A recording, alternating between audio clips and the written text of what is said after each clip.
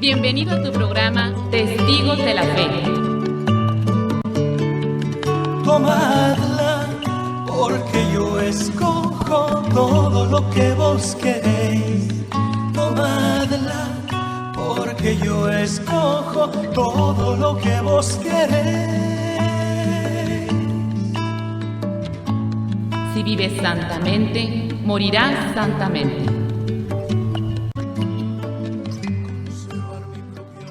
Muy buenas tardes a cada una de las personas que nos van a estar acompañando en este programa. Mi voz es este programa Testigos de la Fe. Saludamos a todos los que nos van a estar acompañando en esta tarde, hoy domingo 29 de este mes de diciembre, donde ya nos quedan unas cuantas horas para terminar este año. Bueno, días, ¿verdad? 2 días y se termina este año 2024. Saludamos a todos los que nos van a estar acompañando a través de nuestra página del internet www.montemaria.org, también a través del Facebook y los que nos siguen por la frecuencia 1090 en la radio. Saludamos a todos los que nos acompañan. Este programa hablamos de la vida de los santos que estaremos celebrando en el transcurso de esta semana y que ya serían de estos 2 años, ¿verdad? Porque se termina este mes de diciembre en la semana y también se inicia el mes de enero, un nuevo año, si Dios así lo permite, 2025. Pues ya fíjense, en este año que se está terminando, iniciar otro más. Nos quedamos con la sangre de nuestro Señor Jesucristo, en el nombre del Padre, del Hijo, del Espíritu Santo. Amén. Recuerden también que para el día 1, que es miércoles, vamos a estar celebrando a nuestra Madre, la Virgen María, como Teotocos, ¿verdad? María, Madre de Dios. En esta solemnidad, categoría que tenemos, y es uno de los 4 dogmas de la Virgen María, la Madre de Dios. Pues vamos a ver, ese día también se inicia el año. Sobre todo, no se les olvide prender su vela a la Divina Providencia, tener la devoción. Son 12 velitas donde uno las va prendiendo el día 1 de cada mes por todo el año. Entonces, se le pide a la Divina Providencia, se enciende la velita una vez que ya está bendita, se le pide a la Divina Providencia para que nunca nos falte casa, vestido y sustento, y a la hora de la muerte el Santísimo Sacramento. Se enciende la vela, es pequeña, viene en su vasito o algunas larguitas también, y ya se apaga pues hasta que se termina. El siguiente mes, también pasa lo mismo, y así cada uno de los meses hasta terminar el año. Pues ahí están para los que tengan esta devoción, y los que no, pero les gustaría iniciar pues la devoción a la Divina Providencia. Nos conozco la sangre de nuestro Señor Jesucristo, en el nombre del Padre, del Hijo y del Espíritu Santo. Amén. Nuevamente vamos a ver los santos que estaremos celebrando en esta semana y en la otra. Por lo tanto, pues aquí tenemos estos 2 libros que hemos estado compartiendo con ustedes de la vida de los santos. Cada uno de ellos son 3 meses, entonces se termina y vamos a iniciar nuevamente. Pero el día de hoy, domingo 29, celebramos a Santo Tomás Becker. El día de mañana, lunes 30, Santa Judith. El martes 31, San Silvestre Papa. Y luego nos vamos con el mes de enero, el día miércoles 1, María, Madre de Dios. El jueves 2, San Basilio. Viernes 3, Santa Genoveva de París. Y sábado 4, Santa Ángela de Filocnios. Pues repetimos nuevamente los santos que estaremos celebrando en estos 2 meses. Hoy domingo, Santo Tomás Becker. El día de mañana, lunes 30, Santa Judith. Martes 31, San Silvestre Papa. Y luego ya sería enero. 1 de enero, María, Madre de Dios. 2 de enero, San Basilio. 3 de enero, viernes, Santa Genoveva de París. Sábado 4, Santa Ángela de Filocnios. Pues muchas felicidades a los que van a estar cumpliendo años o celebrando algo en especial. Vamos con el día de hoy, domingo 29, Santo Tomás de Becker. Dice, este mártir que entregó su vida por defender los derechos de la religión católica nació en Londres del año 1118. Era hijo de un empleado oficial y sus primeros años fue educado por los monjes del convento de Merton. Después tuvo que trabajar como empleado de un comerciante, al cual acompañaba los días de descanso a hacer largas correrías dedicadas a la cacería. Desde entonces adquirió su gran afición por los viajes, aunque fueron por caminos muy difíciles. Un día, persiguiendo una presa de cacería, corrió con tan gran imprudencia que cayó a un canal que llevaba el agua para mover un molino.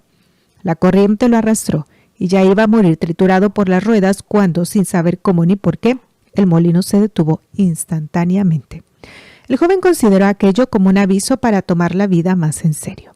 A los 24 años consiguió un puesto como ayudante del arzobispo de Inglaterra, el de Canterbury, el cual se dio cuenta de que este joven tenía cualidades excepcionales para el trabajo y le fue confiando, poco a poco, oficios más difíciles e importantes. Lo ordenó de diácono y lo encargó de la administración de los bienes del arzobispado.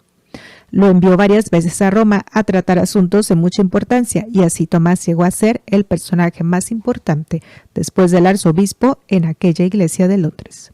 Monseñor afirmaba que no se arrepentía de haber depositado en él toda su confianza, porque en todas las responsabilidades que se le encomendaban se esmeraba por desempeñarlas lo mejor posible. Dicen los que lo conocieron que Santo Tomás Becket era delgado de cuerpo, semblante pálido, cabello oscuro, nariz larga y facciones muy varoniles. Su carácter alegre lo hacía atractivo y agradable en su conversación.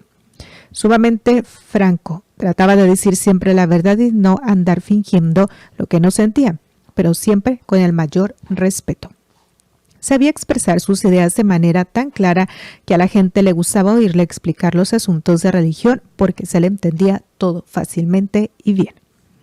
Tomás, como buen diplomático, había obtenido que el Papa Eugenio III se hiciera muy amigo del rey de Inglaterra, Enrique II, y en acción de gracias por tan gran favor, nombró a nuestro santo, cuando solamente tenía 36 años, como canciller o ministro de Relaciones Exteriores. Tomás puso todas sus cualidades al servicio de tan alto cargo y llegó a ser el hombre de confianza del rey. No hacía nada importante sin consultarle. Su presencia en el gobierno contribuyó a que dictaran leyes muy favorables para el pueblo. Acompañaba a Enrique II en todas sus correrías por el país y por el exterior, pues Inglaterra tenía amplias posesiones en Francia, y procuraba que en todas partes quedara muy en alto el nombre de su gobierno. Y no tenía miedo en corregir también al monarca cuando veía que se estaba extralimitando en sus funciones, pero siempre de la manera más amigable posible. En el año 1161 murió el arzobispo Teobaldo y entonces el rey le pareció que el mejor candidato para ser arzobispo de Inglaterra era Tomás Becket. Le advirtió que no era digno de tan sublime cargo, que su genio era violento y fuerte y que tomaba demasiado en serio sus responsabilidades y que por eso se podía tener muchos problemas con el gobierno civil si lo nombraban jefe del gobierno eclesiástico. Pero su confesor decía: en su vida privada es intachable y sabe mantener una gran dignidad aún en ocasiones peligrosas y en tentaciones de toda especie. Y un cardenal de mucha confianza del sumo pontífice lo convenció de que debía aceptar y al fin aceptó. Cuando el rey empezó a insistirle en que aceptara el oficio de arzobispo, Santo Tomás le hizo una profecía o un anuncio que se cumplió a la letra. Le dijo así: si acepto ser arzobispo, me sucederá que el rey, que hasta ahora es mi gran amigo, se convertirá en mi gran enemigo.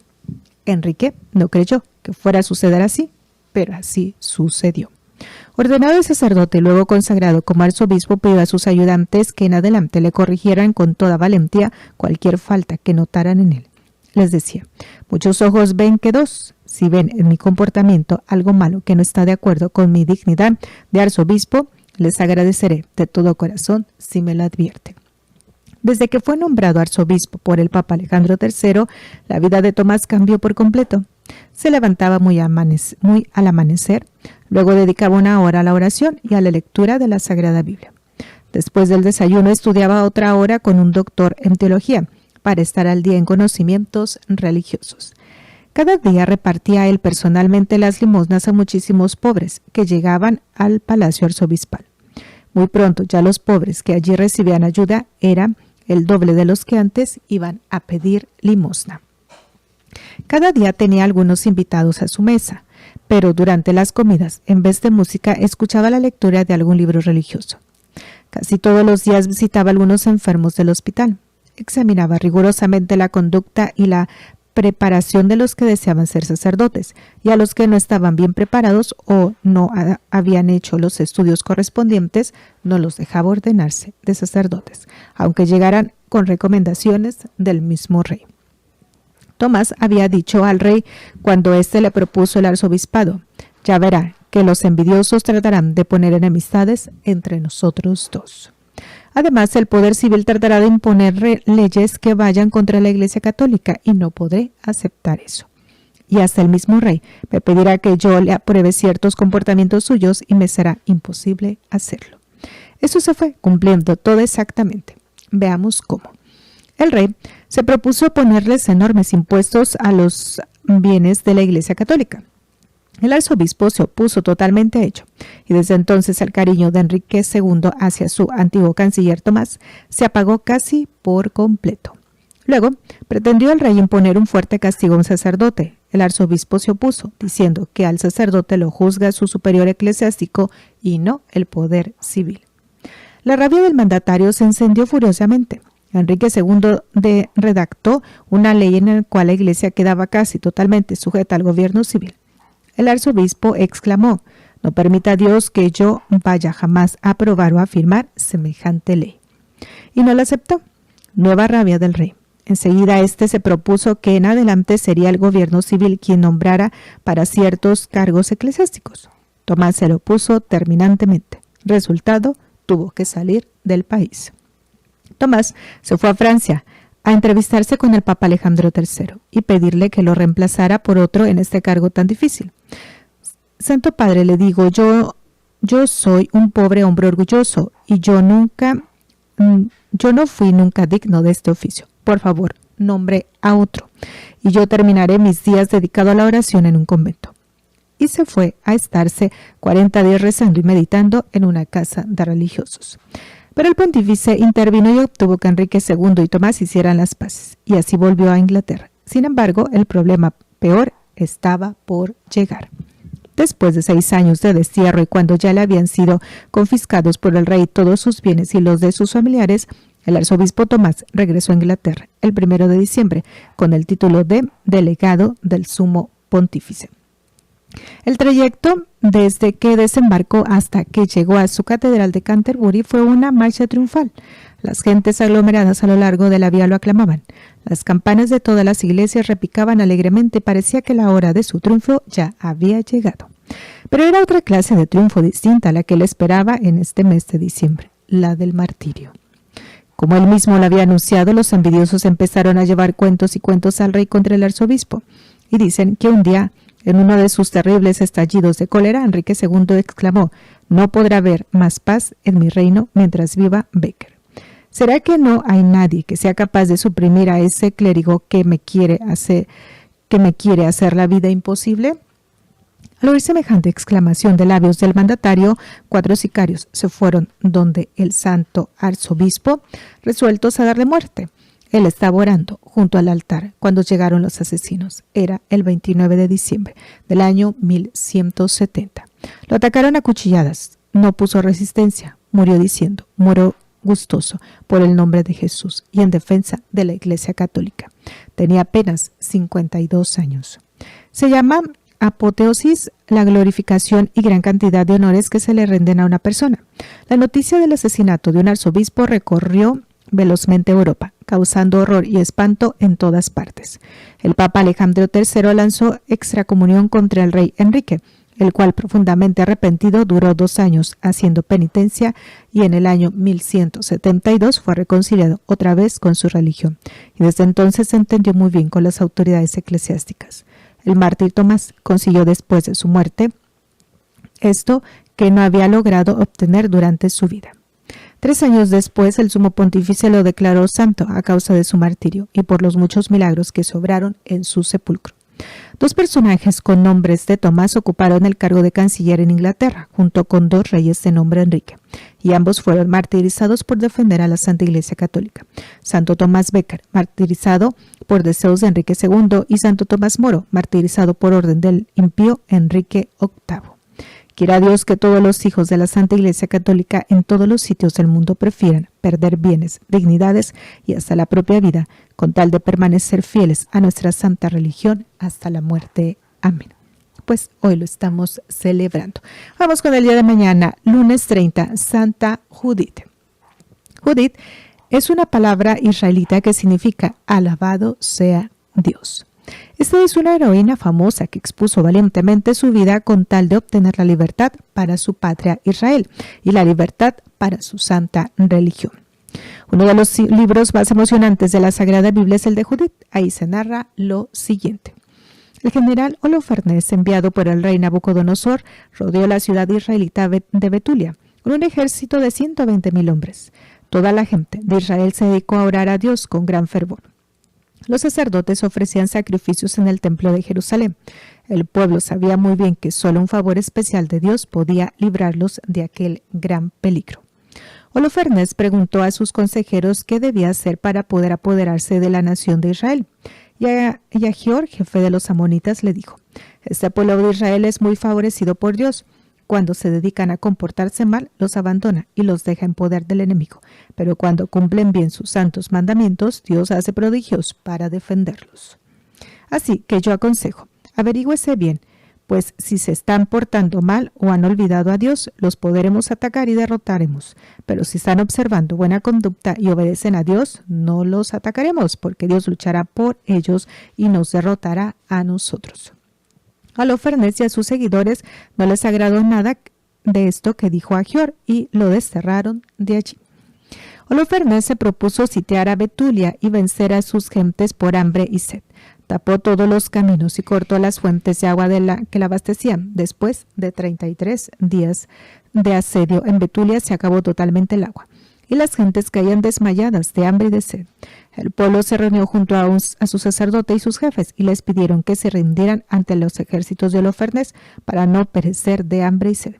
El sacerdote Osías le dijo: «Esperen 5 días y en este plazo decidiremos qué debemos hacer». Entonces se presentó ante Osías y los jefes una mujer llamada Judith. Se había quedado viuda hace 3 años y medio y estaba dedicada a orar y ayudar a los necesitados, y hacía muchos sacrificios. Era muy hermosa y simpática y nadie podía criticar nada contra ella, porque su vida era la de una persona que tiene mucho temor de ofender a Dios. Judith les dijo: Dios nos está probando, pero no nos ha abandonado. Yo voy a hacer en estos días algo cuyo recuerdo se prolongará por muchos siglos. Esa noche saldré de la ciudad y luego Dios hará por mi mano algo que ahora no les puedo contar. Luego se postró ante Dios y le rogó que bendijera su plan y la ayudara. El sacerdote y los demás jefes le dijeron: «Vete en paz y que el Señor te proteja y te guíe». Judith se adornó con sus mejores joyas y se puso sus más hermosos vestidos y acompañada de su criada salió de Betulia y se dirigió hacia el campo de los enemigos. Estaba hermosísima. Un grupo de centinelas la vio y le preguntó a dónde iba. Ella le dijo que estaba huyendo de Betulia y quería entrevistarse con el general Holofernes. Ellos la llevaron hacia el cuartel del jefe. Cuando Holofernes y sus generales la vieron, se quedaron admirados de su gran hermosura. Judith le pidió a Holofernes que le permitiera quedarse unos días allí en el campamento y que diera órdenes a sus guardias para que la dejaran salir cada madrugada a un campo vecino a orar a Dios. El general aceptó su petición y ordenó que le ofrecieran los mejores alimentos, pero ella dijo que su criada había llevado provisiones para varios días y que esto les bastaba. Les fue señalada una habitación. Holofernes se enamoró de la belleza extraordinaria de Judith y organizó un gran banquete en su honor. Invitó a sus mejores generales. Judith llegó al banquete adornada con sus mejores joyas y supremamente hermosa. El general, encantado ante su presencia, bebió esa noche más que nunca. Y cuando los generales lo vieron totalmente borracho, lo dejaron allí solo, frente a Judith, que estaba a la mesa cenando también. Cuando Judith vio que todos se habían ido y que ella había quedado completamente sola frente a Holofernes, que estaba totalmente borracho y dormido a causa de su borrachera, pidió fortaleza a Dios y tomando la espada del general le cortó la cabeza y la echó entre un costal y la puso a su criada. Y como los guardias tenían orden de dejarla salir al campo durante la noche a rezar, la dejaron pasar sin decirle nada. Nadie sospechaba lo que había sucedido. Ella había preferido entre 2 males el menor. Un mal era que moriría todo el pueblo de Israel a manos de los soldados de Holofernes.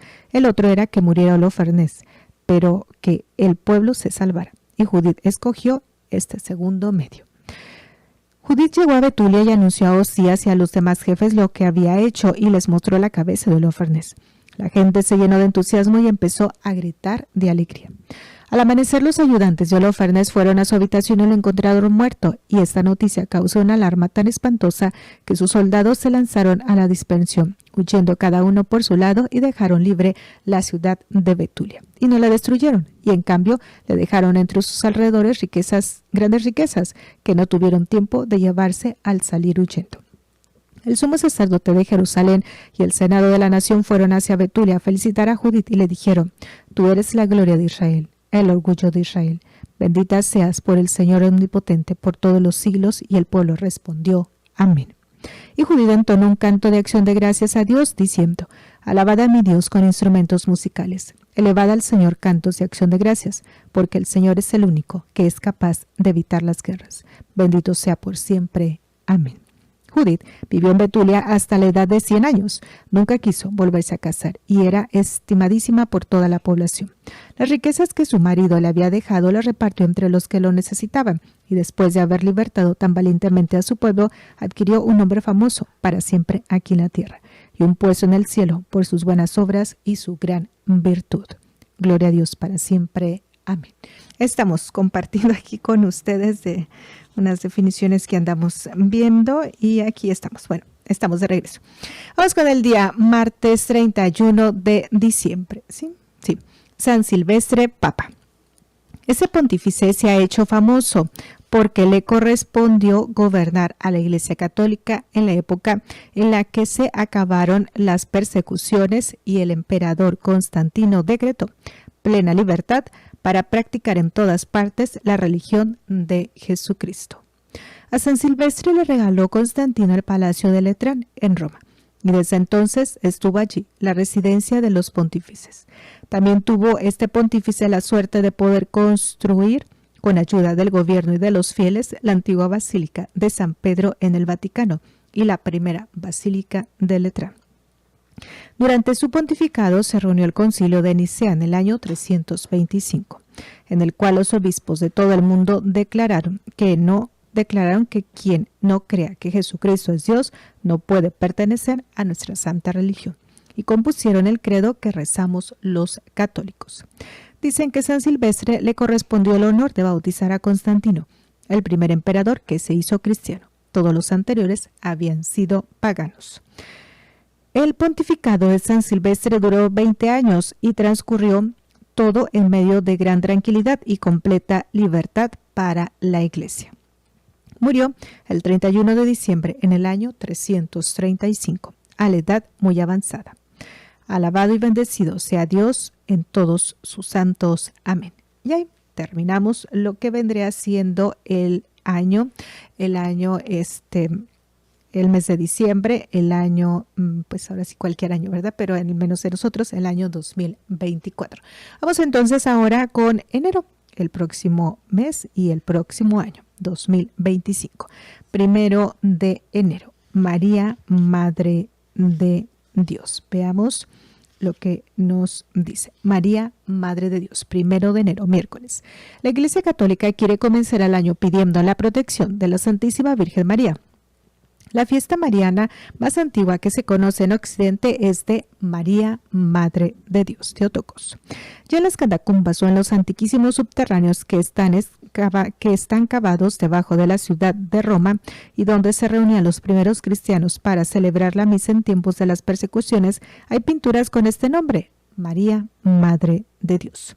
Si nosotros hubiéramos podido formar a nuestra Madre, ¿qué cualidades no le habríamos dado? Pues Cristo, que es Dios, sí formó a su propia madre. Y ya podemos imaginar que la dotó de las mejores cualidades que una criatura humana pueda tener. Pero, ¿es que Dios ha tenido principio? No, Dios nunca tuvo principio y la Virgen no forma a Dios, pero ella es madre de uno que es Dios y por eso es Madre de Dios. Y qué hermoso repetir lo que decía San Estanislao, la Madre de Dios es también Madre mía. Quien nos dio a su Madre Santísima como Madre nuestra en la cruz al decir al discípulo que nos representaba a nosotros, he ahí a tu Madre. ¿Será capaz de negarnos algún favor si se lo pedimos en nombre de la Madre Santísima? Al saber que nuestra Madre Celestial es también Madre de Dios, sentimos brotar en nuestro corazón una gran confianza hacia ella.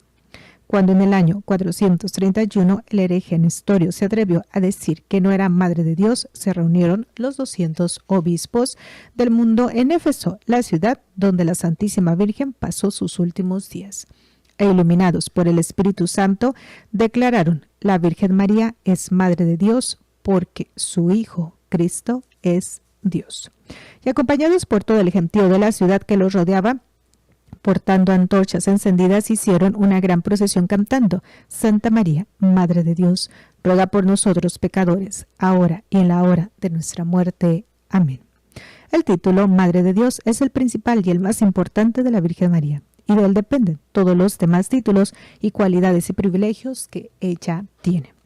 Los santos más antiguos dicen que en Oriente y en Occidente el nombre más generalizado con el que los cristianos llamaban a la Virgen era María, Madre de Dios. Pues a ella la vamos a estar celebrando el día 1 de enero, María, Madre de Dios. Vamos con el día jueves 2, San Basilio. Perteneció a una familia de santos. Su abuelo murió mártir en la persecución.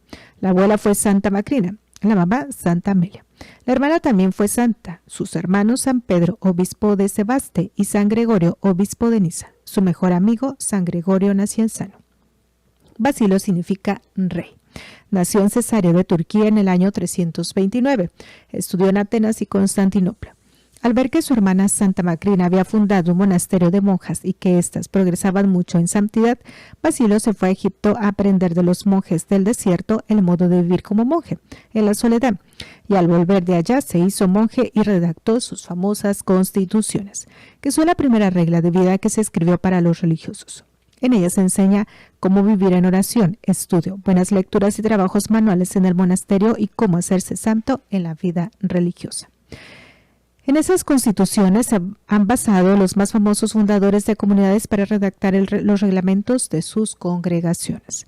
Basilio fue elegido arzobispo de Cesarea y el delegado del gobierno quiso hacerle renegar de la fe. Varios habían renegado por miedo, pero nuestro santo le respondió: ¿Qué me vas a poder quitar si no tengo ni casa ni bienes, pues todo lo repartí entre los pobres? ¿Acaso me vas a atormentar? Es tan débil mi salud que no resistirá ni un día de tormento sin morir, y no podrás ir atormentando.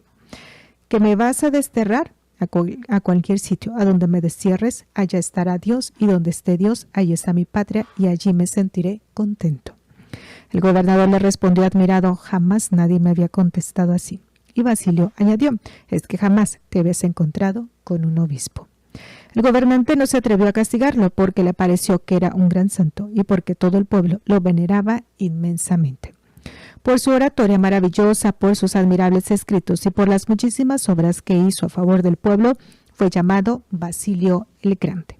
Era amado por cristianos, judíos y paganos. San Gregorio decía: cada vez que leo un escrito de Basilio, siento que el Espíritu Santo transforma mi alma. Sus escritos tienen lo que se llama unción, o sea, la cualidad especial de que conmueve al que los lee.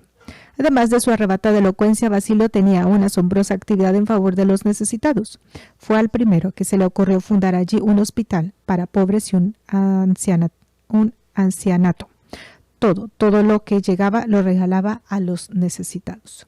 Estudió mucho la Biblia y sus sermones están llenos de frases de la Sagrada Escritura, y era especializado en filosofía y en literatura, y así sus escritos están redactados de una manera muy sabia y agradable. Se conservan unos 365 cartas suyas muy hermosas y de provechosa lectura para el alma. Su pensamiento dominante después del amor a Dios era ayudar y hacer que otros ayudaran a los pobres. De San Basilio son aquellas famosas palabras: óyeme cristiano, que no ayudas al pobre, tú eres un verdadero ladrón.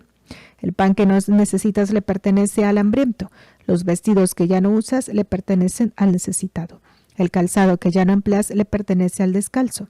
El dinero que gastas en lo que no es necesario es un robo que le estás haciendo al que no tiene con qué comprar lo que necesita. Si pudiendo ayudar no ayudas, eres un verdadero ladrón. Trabajaba y escribía sin cesar. La gente decía: el obispo Basilio predica a todas horas, en las misas, en las reuniones, catequesis, y cuando no está hablando con sus labios, está predicando con las buenas obras que hace a favor de los demás. Y eso a pesar de la salud tan débil que tenía. Sufría de hepatitis, la cual no le permitía casi alimentarse, hasta tal punto que su piel llegó a tocar los huesos. Murió el 1 de enero del año 372, cuando solo tenía 49 años, y fue sepultado el 2 de enero.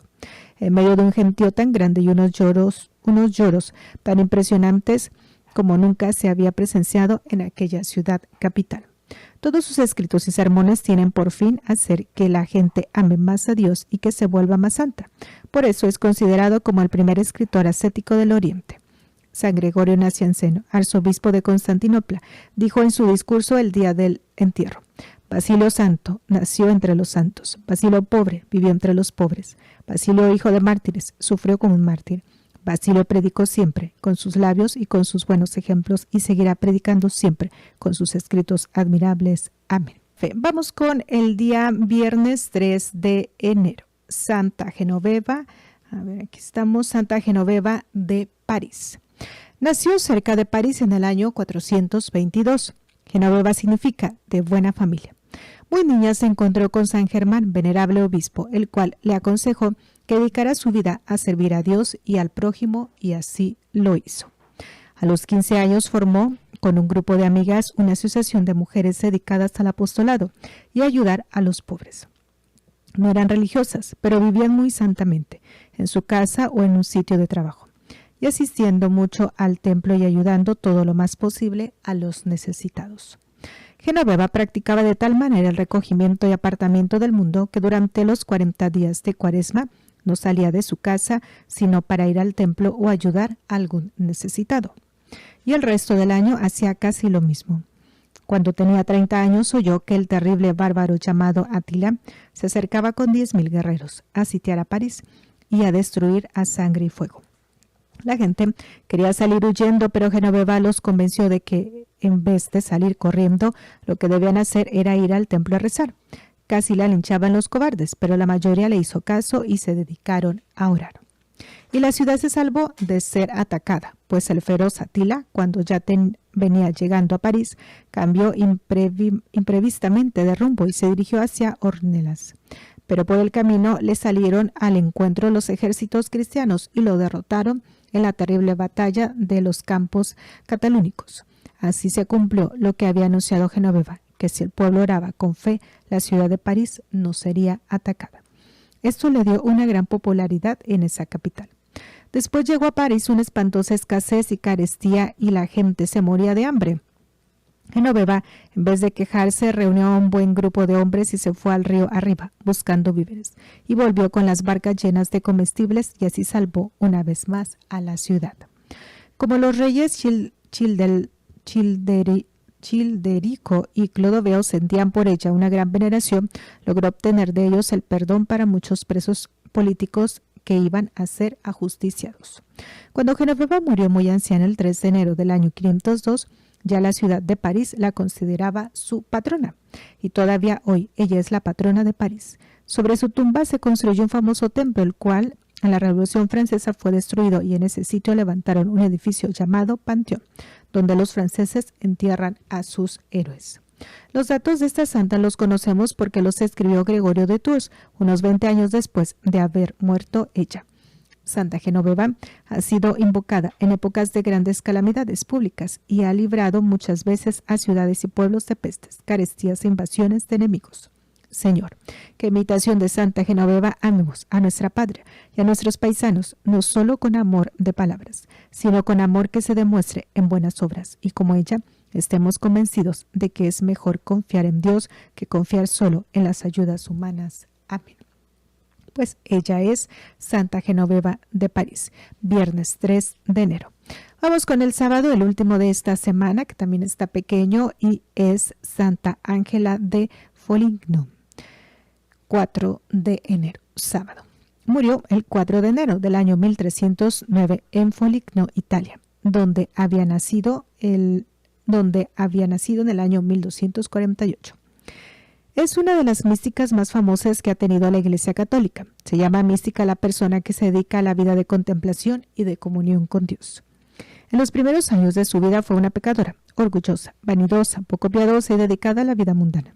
Se casó muy joven y tuvo varios hijos. Poseía riquezas, castillos, lujos, joyas y fincas, pero nada de esto la hacía feliz. En el año 1283, cuando ella tenía 35 años de edad, mueren sucesivamente su madre, su esposo y sus hijos. En medio de la inmensa pena, Ángela va al templo y oye predicar a un franciscano, al padre Arnoldo. Durante el sermón se da cuenta de lo equivocada que ha vivido. Hace una confesión general de toda su vida. Se hace terciaria franciscana. Va en peregrinación a Asís y San Francisco en una visión le dice que es necesario hacer dos cosas muy importantes: vender todo lo que tiene, darlo a los pobres y dedicarse a meditar en la pasión de nuestro Señor Jesucristo. Así lo hace, lo vende todo, menos un castillo o palacio que estima muchísimo. Hasta que en una visión oye decir a Cristo crucificado: y por amor a tu Redentor no serás capaz de sacrificar tu palacio preferido.